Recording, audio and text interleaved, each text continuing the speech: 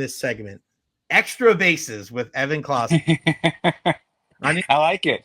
I go extra bases, and I explained it before. It's because every other discussion piece that I have, I'm always like, all right, I have 15, 20 minutes.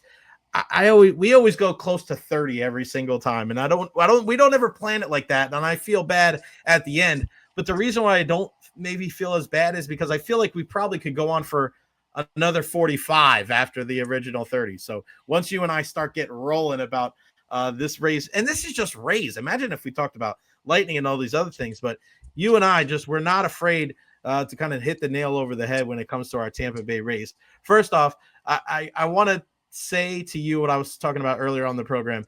The Rays are that's so Rays. Like That's So Raven from the Disney. That's So Raven, yeah. That's So Rays. They're playing well against the Yankees in the Bronx. They love, and here's Danny Jansen just sitting in the dugout when everybody and their mother on social media knows he's getting traded. And you can't even enjoy the game because it's like, hey, I don't want to celebrate. It's just so Rays. Like, you finally get a nice win after getting swept. You're 2.5 back on the wild card now. You beat one of your hated rivals. But it's weird because Danny Jansen is right there. The Rays can't even enjoy a nice win in the Bronx without just some kind of weirdness of why is he still here? Yeah, it's kind of a unique situation, obviously, that you can go in the game even though it's pretty much known that you've been traded. But also for the players, it's nice to kind of have one last night with one of your teammates where he's not shuffled off and gone in 2 seconds, which is Right. typically how it goes. You actually get to hang out with him, talk with him, and he was even talking with Kevin Cash. So Danny Jansen, a professional, certainly knows kind of what his job entails. He was traded last year, traded again this year. That's kind of what happens when you're under these 1-year deals, or you could be a free agent after next season. But I think that while they're going to miss his bat, not saying that he was Barry Bonds or anything in the lineup, I am curious if the team kind of is going back to its roots of saying, screw the catcher offensive production. We need somebody who can help our pitching staff out and frame the pitches correctly. Because if we're going to be built on pitching, if we have a starting rotation that is, pretty much made every start, it's going to change now that Taj has been sent down, but you got to support your pitchers. And that has been a little bit of the problem. So it's kind of been un-Raysian in a sense this season, because I feel like the defense in many regards has not been what we're used to seeing. And Right. I think some of that stuff has been correlated to the slide right now on top of the bullpen issues, which is also very un-Raysian. Unraisian. I like that. I just had somebody text me something about Pete Fairbanks. It seems like there's 5 teams. I haven't really seen this anywhere else. 5 teams in on Pete Fairbanks. What do you think the chances are that he gets traded by the trade deadline on Thursday? I think I saw the last article from Jeff Passan put it at 20%. I think it's kind of 50-50 in my eyes. The Rays are in a position where I don't believe they're just going to give Fairbanks away. He's a good price for next year. They have bullpen issues that they have to solve in 2026. Removing Fairbanks from that equation just creates another issue next season, despite how many people out there believe that he's a shaky closer, yada, yada, yada. I mean, he still is the best relief arm in that bullpen. So they don't have to trade him. But if someone is going to come over the top and say, hey, we need him and we're willing to overpay for him, then maybe it is worth it. I don't think the Rays would trade Pete Fairbanks for a piece that is not going to help them immediately, at least next year. But who kind of knows? But I leave it as kind of a coin flip, and it's really going to come down to what team out there is so desperate enough to offer the Rays something extraordinary to trade him, versus maybe Eric Neander saying, hey, we just got to get rid of him. But to play devil's advocate with myself, Pete does have an injury history, and he has not been injured yet. Do you fear that maybe that's coming down the chute and, you're rolling the dice by sticking with him and then eventually gets injured again and ruins some value in the offseason if you want to play this game again. Those are the tough decisions that Eric Neander has to balance. Yeah, and that's what I wonder too. Is like when you look at some of these deals, like the whole deal with Isaac Paredes, like you move a guy like that, and this whole Christopher Morel situation has just it's floundered to say the least. You know what I mean? Like it's just been bad. And as much as we laud Eric Neander and the Rays for all they do, like I don't feel like they wear enough of their bad moves, right? Like at times, I think they just got to put their hands up and say, "Hey, this didn't work." And we understand that they have to operate within the fine margins. They can't make these multi-million-dollar mistakes as these other teams do. But I also think that it doesn't absolve them from also, you know, kind of rearranging things when things don't go right, right? Like you do see trades sometimes from the Rays when they get like, "Oh yeah, believe us, we're trading him for a prospect," and then we never hear from that prospect, and it kind of just like it dissipates and just disappears in the wind. Like I feel like the Rays need to, and Neander, and people want to say it's the catcher, but I think Kyle Snyder's got to wear some of the struggles too of Boz and Bradley. It doesn't mean you think they suck or the Rays should get rid of them, but I feel like they need to be held accountable for some of the decisions that they've made too, because of course they're not perfect, but some of them haven't worked out. Yeah, and I think everything, typically what I always tell fans as well is we all want like black and white analysis to make it easier on ourselves to just dissect what is happening and what is wrong or what is right. And everything is in the gray. Everything is nuanced. Everything Mm-hmm. has an explanation to it. So the process for trading Paredes, I agreed with. Can't control the outcome. The outcome was bad. In hindsight, taking a risk on a player like Morel, who you can talk to any Cubs fan out there, he was up and down. He'd have stretches for a week where he looked like the best player in the league, and then for 2 weeks he would strike out a million times. Yeah. And there's stuff still within his profile between the underlying metrics that leads me to believe that he's still the player that the Rays were interested in. The fact that he barrels up so many balls, that he pulls so many balls in the air, that he has elite bat speed. There's a lot of things to like about Christopher Morel, but it just doesn't work because he is not good enough against too many pitches in Major League Baseball, and pitchers are too good to expose him, which is why typically in the middle of the season you saw him kind of get a spot start once a week, once every 8 days, and typically when he got the spot start, he was good because they were putting him specifically against pitchers that work with his swing profile. And Mm-hmm. when you can shelter him like that, well, yeah, it's great, but you're also burning a bench spot on a guy who's playing once every 7 days, and that's a problem. And if you expose him to more games, he's going to be exposed, and it's going to be a problem. So, look, that was, I mean, it's looking like a bad deal. I will say, I like Ty Johnson. Hunter Biggie, I think, will also be a long term relief piece in his bullpen. I mean, you don't trade Paredes for Hunter Biggie and a pitching prospect that we still don't know much about. Morel was the key piece in that trade because you wanted to remove the log jam from third, shift it into the outfield, and try to get the same type of player without losing anything. And it failed. So that's unfortunate. And that's also part of the equation of the Rays doing a million trades. A lot of other organizations, they don't swing as much as the Rays do on trades. So the Rays hit more often than other teams. They also miss more often because they actually are taking more at bats. The Padres are a team that make a million trades. There are certain teams out there that also like to wheel and deal, but there are others who are too scared to kind of take the risks that the Rays do. And I always typically say for every deal like the Paredes one, there is one that you can spot where they do an Austin Meadows for Isaac Paredes, and you're like, what the hell was that? That Mm-hmm. I mean, at the time of that deal, we were all like, that is dumb. And then here we are, 2 years later, complaining about Paredes getting deals because we all fell in love with him. So typically, I can kind of go one for one. For every bad deal, I can come back with a good deal with the Rays, and hopefully, new ownership comes in where they don't have to constantly ruin a good thing.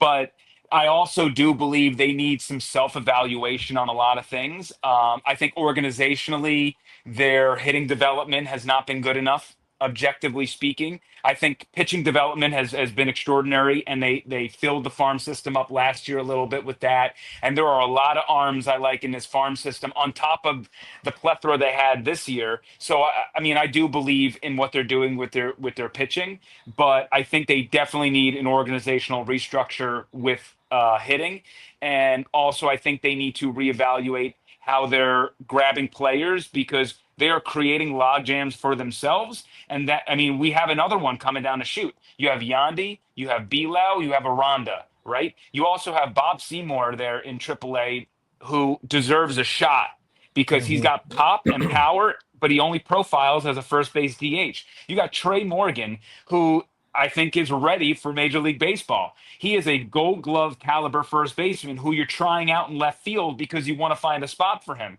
He's stuck there. Eventually, you got Xavier Isaac, who's one of your best prospects, who's a first base DH. So again, you're stuck, and now you're forced to deal out of this logjam when teams know you're logjammed and you have no leverage in the deal. So you have to try to do what's best, and that's how you lead into Morel trades. So there's like the Paredes thing is one type of path. I I'm hopeful and I believe that they learn from the Blake Snell trade that they'll never do something like that again, where they'll trade a player like Blake Snell for a bunch of darts that are so low on the totem pole organizationally that they can just blow up in your face. That was, I think, a learning lesson for them, and you saw them kind of learn from that with the Tyler Glasnow deal. They got Pepio, they got the Luca. Those guys were inserted on the roster right away and they move forward. So it's a very I love having these conversations because they deserve a lot of criticism for things and they also deserve a lot of praise for other things. And it's just depending on what we're talking about, I either think very highly of what they're doing or they can use improvement. So, you know, I'm not certainly here to say that Eric Neander and the Rays and they're the number one and everybody should look at them in how to run a franchise. I think they have some work to do, but I also believe they're better than most. Yeah, I'm kind of stuck when it comes to the Rays, man. To be honest with you, I'm so stuck because like I look at the Randy Arozarena deal, right? And you go and you get Brody Hopkins, and this year he's 4-7 with a 3.28 ERA. His WHIP is 136. Aiden Smith is batting 220 with Bowling Green, and it's like, all right, he struck in 106 times. Mhm. There's such a lack of feel when it comes to outside the numbers when it's this team. Everything needs to be explained. Everything needs to be like you just said. All right, well, this number and this and that. Like people don't. We're getting farther and farther away from people wanting minutia in their life. Forget about being a sports fan. Like if you're every single time your wife comes home late from work, it's this and another explanation and another explanation, another explanation. Eventually, you're just gonna be like, I don't want to hear it. Just show up on time. Like that's it. Like people don't want to hear explanations anymore. And it's like you're tired. And it doesn't mean that you're not appreciative of what they've done. But I got back into coaching now this summer, and it's just like nobody's interested in the Rays. Like I'm around baseball people all the time. And the Rays conversation is about the stadium and the ownership. They don't watch the games because they're exciting. They don't watch the games because they're invested in the players. People don't want to invest their time. Forget about the money. They don't want to invest TV time watching the Rays because they don't appreciate the way that they do business. It's not saying that, hey, man, look at what you're doing. You're making a 5-course meal with $20. You're appreciative of it, but it's just like, I'd rather get like a high-end 5-course meal for $100. Like that's what a 5-course meal is. Like I don't want to be shopping in the clearance aisle all the time, right? You want to spend your time on something that's a product, you're proud of it, and you know that there is some substance to it. You know that if you're going to buy a jersey, that guy is going to be there. If you turn the Rays game on now, 2 years from now, 5 years from now, it's a pretty good chance that Junior Caminero is going to be the third base, right? The shitty thing about it is that you don't know that. You don't know that in 2 years, 5 years, if I said put your house on it, the Rays won't sell Junior Caminero at some point in the next 5 years. I don't know how many Rays fans could be like, you're right. you're right. I believe you. That's a crappy feeling, Ev. Because we're not from here, right? So we have a knowledge of sports that just it goes beyond the Tampa Bay area. We know small markets, we know big markets, we know baseball and hockey and football and all these different things, and we know living down here, people in the Tampa area, it's all about convenience. I know for me, I live 1,200 miles away from my family because I love it here. I love the seasons. I love the people I work with. I love everything, right? But it's convenience. It's easy. It's a better life for me than from where I'm from on Long Island. But for fans that have so much other time and so much other money and all these different things, like there's just not. I asked Stu Sternberg this, the whole Montreal thing. Do you feel like there's a disconnect between you and the community? And he said, no, I don't think so. And the fact that whether he's lying or whether he doesn't know any better, regardless of what the answer is, Ev, like that's a problem. It's a problem that I'm around people that have grown up in the Tampa Bay area, that grew up worshiping Al Lopez, who is a Hall of Famer, and they could give two shits about the Rays. Like, so that's the thing with me is like, we can appreciate how this team is put together and the way that they go up against these mighty giants, $300 million payrolls, but there's still a disconnect with this team and the community. My question to you is do you think that a new ownership, not only do you think the new ownership and hopefully a new stadium, it'd have to be a new stadium, how important is going to be that building of that trust with the fan base and the community, just as much as, popping 40, 50, 60 more $million into the payroll? It's going to mean everything. Like that's number one goal for the ownership outside of getting a new stadium, right? Is rebuilding. I don't even know if rebuilding is the right word. Starting a relationship with the community. You bring up the Randy trade, right? Like Eric doesn't have the ability to think long term with players. He has to think about the fact that they're not going to re-sign Randy, which means that his value is higher with a year and a half left on his contract, to where you have to make a trade. And when you're not competing for a playoff spot, now is the time to make the move. So I think in a vacuum, if it's like, oh, we shouldn't be trading Randy Arozarena, I agree with you, right? That's a Stu Sternberg led problem. That's the ownership forcing the hand of the front office, saying, if you don't want to suck for a long period of time and you want to keep this train moving, you're going to have to keep recycling your parts. And so, by the way, the Randy deal, I'm a big fan of Brody Hopkins. I'm a big fan of Aiden Smith still. So I think that could work out for them in the long term. But still, you're watching Randy right now for Seattle just absolutely go on his typical Randy runs that we were used to watching with the Rays, where he gets hot for like a month. And it sucks. It sucks to watch. So I think people have this misnomer that an owner needs to come in and start spending a boatload of money. That's not necessarily what I think ownership needs to do. Right. Ownership just needs to reward the players who the organization has grown attached to, and they have to be able to. Shay, go inside. Go say it on my dog's all excited. The ownership just needs to reward the players who the fans have grown attached to. So, like with Junior Caminero, great example. They need to pay Junior this offseason, because if you don't, he's going to be a $350 million man at some point when he hits free agency. Could be $400 million by that time. You have to reach a long-term deal with him now, where you have pre-arbitration and Junior's making no money and would cut you a deal so that he can get some more money quicker and you can buy some of his free agent years.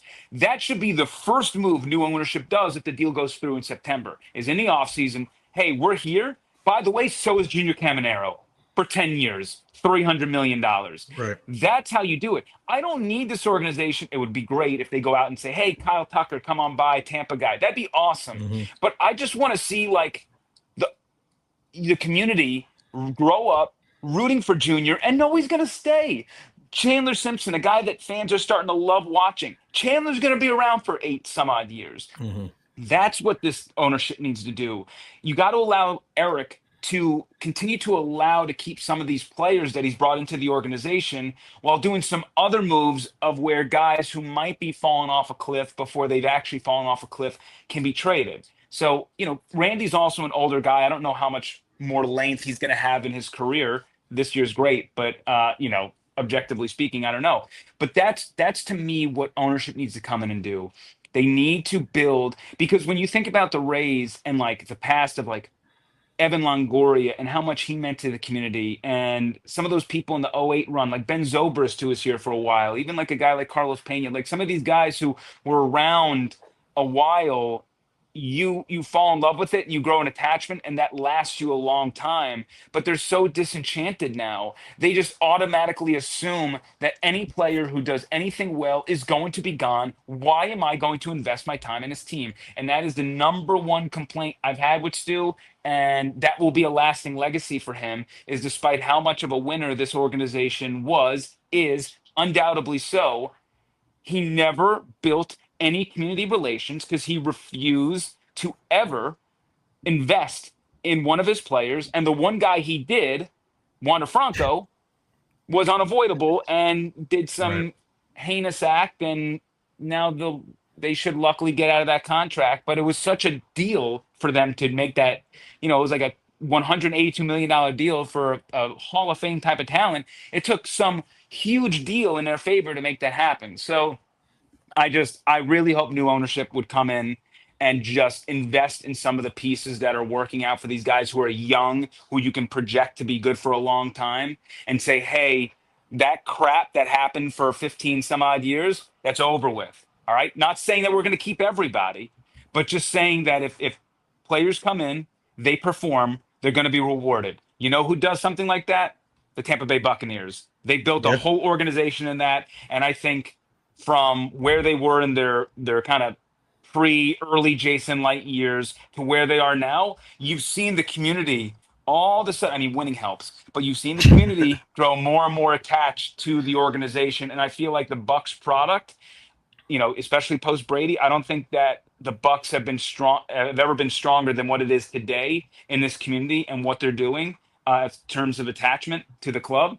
Despite the fact that we're always going to have issues with attendance and all these things, it's not going to be what it is in some of the bigger cities, and you're going to play Pittsburgh and that, or Detroit, and that fan base is going to invade, or Philly.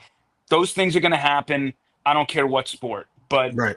overall, I I just want to see more love for players that the fans are falling in love with. I'm with you. I mean, when you think about it, there's only two players all time. And I know it's still a relatively young franchise. It's only been around for what, 27 years or so. Only two players have ever played 10 years for the race, 10 seasons, and that's Longoria and Kiermaier. Like, that's crazy to think that, man. 10 seasons, right? You haven't had one lifer that was like, and I'm not saying to play your whole career with the race, we know with free agency and trades, but we haven't had one guy that was here for 11, 12, 13 years. No lifers. It's sad, man. It really is. And you look at a guy like Chandler Simpson. I want to ask you about him. Like, what have you seen with him being called up? I said it to my buddy the other day. I go, Chandler Simpson, I don't know if he'll ever be a leadoff hitter, center fielder. To me, he's a guy that's a bottom. He should be batting ninth and playing left field. That's him. He's that type of guy to me. I just don't think he picks it as well in the outfield. I don't care how many years you're going to work with him out there. I think as you get older, I think it's going to be maybe a little bit tougher for him to be able to use that speed. Your speed is going to drop off a little bit. What's your take on Chandler Simpson and how the outfield's configured right now, and where do you see him kind of long term? Well, Chandler Simpson has only played about, I think, 170 games total defensively in center field. Mm-hmm. Remember, he was drafted as a shortstop and converted out there. It has not come as natural to him. I know that he's working really hard, but it's going to take some time. The problem is his bat is major league ready. His Mm-hmm. fielding was not. And fans, when Chandler was sent down, and they said, hey, work on a couple of things. They didn't like that answer. They want Chandler Simpson in the lineup. So it's one of those things where you have to kind of bite your tongue. I feel like in a playoff type of series, you would see what Kevin Cash did last night, where Simpson got replaced for DeLuca late, and you thrust him in at the end of games to save yourself. I'm sure DeLuca will be starting tonight because Max Fried is pitching and it's a lefty. But it just depends. Like Chandler, if you're trying to win this season, Chandler's not a center fielder. And he's barely a corner outfielder, but he's at least manageable out there. Um, but you have to also give him reps. So if you're trying to get him to grow, and if the season is just a lost cause, you throw him out there in center, and his range is going to be good for a pretty long stretch here. I mean, think back to a guy like Jose Reyes. It took a while before Reyes fell off the map with his speed. Right. His range is going to be okay, and his range allows you to say, okay, he's probably, once he picks up on this thing, going to save us a lot more than hurts us. And we saw something similar to Jaron Duran, who came up, was atrocious in the outfield, and then like last year put together just an unbelievable season Mhm. defensively, especially in center field. He's been pushed to the corners because of Rafaela, but it is possible, and there is evidence that the more you play out there, the better you're going to get in center field. Right now, he's not a center fielder. Long term, I still believe in him. I think that if the team could bring in a legit center fielder, they would do it. It's just hard. I mean, those center fielders, catchers, shortstops, hardest positions to bring in as impact bats because they're so coveted. That's why you saw them bring in Jose Siri because he was such a defensive-minded center fielder, so good out there, but he couldn't do anything with the bat except for a 1 week stretch here or there. They need to probably, like, for me, I don't know if they can enter next year saying Chandler is our center fielder. Maybe long term he could be, and you kind of do left field, center field sort of deal and give him some spot starts. But for me, right now, he's a left fielder, and if the season's a loss, I would love for him to get more reps. But there have been a handful of balls out there in center field that drop or blow up an inning. And I mean, the one against the Yankees yesterday for Drew was obvious, but there are Mhm. other ones that are not as obvious to the human eye, to fans who don't look at these metrics and don't realize that, like, oh, if Cameron Meisner or Johnny DeLuca is out there, that's Right. probably caught because they get a better jump. They're going to get there quicker. And this ball that's like just out of his reach isn't just out of their reach. So that's like the toughest thing I think for people to realize, and fans, is it's not, they know what bad looks like, they just don't know what's possible defensively and what really really good looks like, because even a guy like Pete Crow Armstrong, who does amazing things every day, some of the daily catches he make are unreal. So I'm a believer in Chandler. I think better days are ahead, and we're looking at a perennial 300 type of hitter. He's going to have like 80 stolen bases in a season at one point. The amount of pressure he puts on pitchers Yeah. being distracted with the current guy at the plate, like that also is something that's not quantifiable. So I am stoked for Chandler Simpson long term. Just I believe that he can grow into center field. Whether he's able to do it, we'll see. But I love Chandler, and I think he's going to be an impact player on this team for a long time. Yeah, I think that's my biggest beef with Chandler Simpson is like I've seen it both ways. I've seen kids that are tremendous athletes that were shortstops, and you put them out in center field, and the range is good, but there's just something instinctually that they don't pick up the ball off the bat as well as the guy that is just either he's been a center fielder or just not everybody's the same, right? And if you're playing in the minor leagues and everybody's focused on you doing this, the greatness shows itself early, I think, at certain times. And center fielder is such a demanding position, and the bar is raised so high where you have Varshows, you have Kiermaiers, you have Kevin Pillar from years ago. Like, those guys learned, but I mean, at what age, right? Were they picking up balls when they were 11 and 12 years old? And I think that's where you run the risk of drafting all of these shortstops and saying, well, if we draft from the shortstop position to just move everybody outward, yeah, I mean, athleticism wise, you can do that because he can run. He can run like a gazelle in the outfield, but you can't duplicate getting jumps on the ball. You can't duplicate how when you get up to the warning track, how you don't chop your feet and you go crashing into the wall, throwing the baseball and hitting your cutoff man. You can work on that until you're blue in the face, but he could do that for the rest of his life and not be as good as Jose Siri. You know what I mean? Like, that's the thing, is like sometimes you either got For it or you sure. don't got it. So I'm very interested to see kind of where he falls on that scope as far as a defensive center fielder. Before I let you go, what do you think the next 48 hours is going to look like for the Rays when it comes to the trade deadline? Do you think any of that is going to be kind of impacted by how they fare against the Yankees these next two nights in the Bronx? What do you think? Well, School's out. okay, school's out. What is this? I apologize. That's super loud No, for you you're good. guys. You're good. No, Okay. we're good. What I think is, honestly, if Stu wasn't selling the team, I would say that there would be like this would be selling time. I do believe with Stu selling the team, Eric might try to just hold firm worst case scenario, but I believe he's going to exhaust some options. They have the log jam at or I should say at first and DH, right? I don't understand how you can trade Yandy Diaz and think that my lineup is going to be better in 2026. He's just such I mean, he's one of the best hitters, natural hitters in Major League Baseball. No doubt. Having said that, his foot speed's a problem. He really has no balance in, positional flexibility. And there is some sort of like a world where I think you can, like, let's say with the Boston Red Sox. The Boston Red Sox obviously want Yandy Diaz. So if you go to the Red Sox and you say you want Yandy Diaz, give me there's the password. I don't even know how to pronounce his first name. His last name Garcia. But he's a right-handed bat that you can put in the outfield that's a little bit more of a power profile.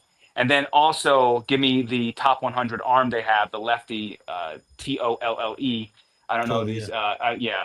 And if you give both of them, there's a way where I can say, okay, you now have given me a great bat in the outfield, which helps fill that position. You've given me another power arm, a lefty in your staff that helps me there. Sure, we got rid of Yandy, but now I'm just going to bring up Bob Seymour. I'm going to bring up, Trey Morgan, and my lineup is going to be okay. It's not. I'm not saying it's going to be perfect, but like you still can do some things. So I'm very interested to see if Eric can do some of these moves and thread the needle where he gets rid of a great player, but I actually walk away saying I think this team can still compete. And I think that's going to be the goal for them in the next 48 hours. And depending on how other teams, how desperate they are, I'm curious. It hasn't been like a super seller's market, which leaves me a little wary. But I know that the Rays are going to make another move or two. Just are they going to have enough in return to make them pull the trigger? Because with Lau, with Yandy, they don't have to do that now. They can do it in the offseason if they Right. want and keep trudging forward. And probably their value is going to be just fine in the offseason as well. So it's going to come down to what the other team is offering them versus I think the Rays wanting to make a move. And that's typically a good position to be in. But if you're going to trade Yandy, if you're going to trade Fairbanks, if you're going to trade Belau, it can't be for farm system depth. It has to be for someone who's like in AAA on the precipice of getting to the major leagues or already going to help you in the major leagues. It's got to be one of those types of guys. With Danny Jansen, I don't care about that deal. You got a Yeah. pretty good prospect, honestly, for a rental catcher who has some serious defensive deficiencies. Whatever. But for those guys, it's different. So that's what my hope would be moving forward is that if they're going to make those deals, it's going to help immediately versus sort of the deals that we saw last year, which you're not going to see come to fruition for 2 to 3 years. And I know everybody out there wants to like make these grandiose opinions of how those deals were. You just don't know yet. Like you just don't know. You don't know how a guy who just turned 21 years old in high A ball, who's playing up a level, is going to mature into his body in 2 years when his skill set tells me that he's going to be really good. Talking about Aiden Smith, we don't know. He could be bad. He can also turn into a top 30 prospect. Like we're still sort of in the unknown area with a handful of these guys. So I just say, let's get some immediacy here. That's what I kind of hope happens if they do anything. I think a lot of fans agree with you there, man. Give me some guys that we don't have to wait 3 years to see if it's going to pan out. Give me a guy that can help the club, if not this year, certainly next season. At E Closky WTSP, the great Evan Closky, 10 Tampa Bay. Are you going to Bucks practice tonight? I am going to the Bucks night practice tonight. We'll talk with a couple of the players as well beforehand.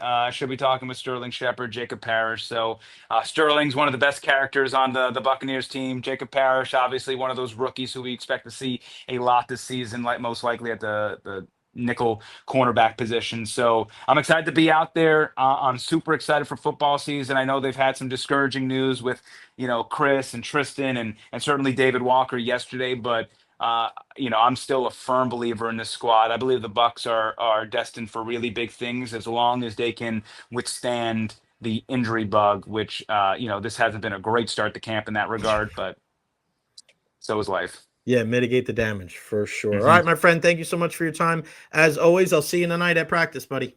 Yes, sir. Appreciate you as always. All right, pal.